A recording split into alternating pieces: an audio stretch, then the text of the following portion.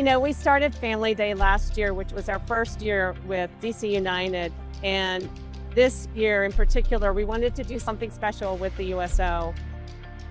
Guidehouse and the USO, our missions really align with serving those who serve us, whether that be through national security, defense, or direct service like we're doing here today. We're excited to be out here today in support of Guidehouse and their Family Day here at Audi Field. One of the key things that we help elevate in partnership with Guidehouse is the support of military service members and their families, the USO partnership. So it's really, really important for us to have Guidehouse at the forefront of everything we do, and it's really, really special for us to join together.